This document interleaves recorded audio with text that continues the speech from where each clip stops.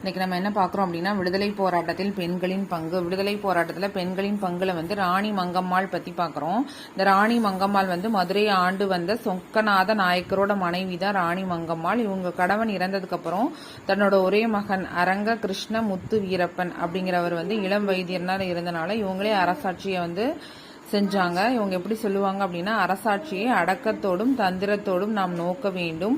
முன்கோபமும் அதன் விளைவும் அரசியலில் ஒருபோதும் வெற்றியை தராது.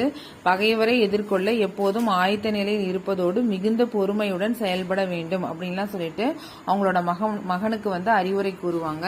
எந்த வேலையில எப்படிலாம் நடந்துக்கணும், துணிச்சலான முடிவு எப்படி எடுக்கிறது, மன வலிமையில எப்படி இருக்கணும் அப்படின்றத பத்தி குறிப்பிட்டிருக்காங்க. நேர்மையை காட்டிலும் உயர்ந்த தெய்வம் இல்லை என்று உணர்வோடும் நடுநிலை பண்போடும் அமைதியாக ஆட்சி நடத்தி மக்களிடம் நற்பெயர் பெற்றான். யாரு? அவங்களோட மகன் நேர்மையோடும் உயர்ந்த தெய்வம், நேர்மையை காட்டிலும் உயர்ந்த தெய்வம் இல்லை அப்படின்ற ஒரு நடுநிலைமை பண்போடு அமைதியா 7 ஆண்டு ஆட்சி செஞ்சிருக்காரு. யார் அப்படின்னு பார்த்தோம்னா அரங்க கிருஷ்ண முத்து வீரப்பன்.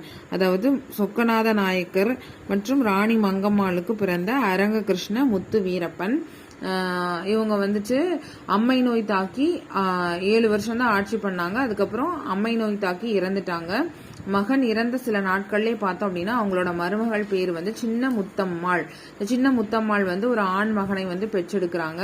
ஸோ முத்து வீரப்பன் இறந்ததுனால 1688 கிபி 1688 அதாவது ராணி மங்கம்மாளோட பெயரன் விஜயரங்க சொக்கநாதன் பெயரளவுல அரியணை ஏற்றப்பட்டான். யார் அப்படின்னா இவங்களுக்கு காப்பாட்சியாளராக மங்கம்மாளே ஆட்சி பொறுப்பை ஏற்கிறாங்க. இவங்க ஒவ்வொருவரும் தாம் சிறந்ததாக கருதும் சமயத்தை கை கொண்டு வாழ விடுவதே தர்மம் என்ற கொள்கையை பின்பற்றினாங்க. ஒவ்வொருவரும் தாம் சிறந்ததாக கருதும் சமயத்தை கை கொண்டு வாழ விடுவதே தர்மம் அப்படிங்கிற கொள்கையை பின்பற்றினாங்க. சமய தொடர்பாக சிறை வைக்கப்பட்ட மெல்லோ பாதிரியாரை விடுதலை செஞ்சாங்க. மெல்லோ பாதிரியார விடுதலை செய்ததோடு போச்சேத் அப்படிங்கிற ஒரு குருவை அவங்களோட அரசவையில வரவேற்று விருந்தோம்பியிருக்காங்க. மக்கள் நலம் பேணும் நல்ல பல பணிகளை மங்கம்மாள் செய்துள்ளார். அவர் மதுரையில ஒரு பெரியதொரு அன்னச்சத்திரத்தை கட்டியிருக்காங்க. புதிய சாலைகள் பல அமைச்சிருக்காங்க. அதனால கன்னியாகுமரிக்கும் மதுரைக்கும் இடையில இருக்கிற இந்த நெடுஞ்சாலைக்கு பேர் என்னன்னா மங்கம்மாள் சாலை. இவங்க ஆணி திங்களில் ஊஞ்சல் திருவிழா நடைபெற ஏற்பாடு செய்தார்.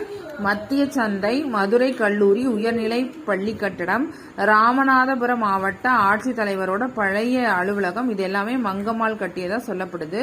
சித்திரை முழுமதி நாளில் ராணி மங்கம்மாளும் இளவரசரும் தமுக்கம் அரமனையில தங்கி மீனாட்சி திருமணத்தை பார்ப்பாங்களாம். தென்னாட்டை தன்னந்தனியே ஆண்ட பெண்ணரசி யார் அப்படின்னு பார்த்தோம்னா ராணி மங்கம்மாள். தென்னாட்டை தன்னந்தனியே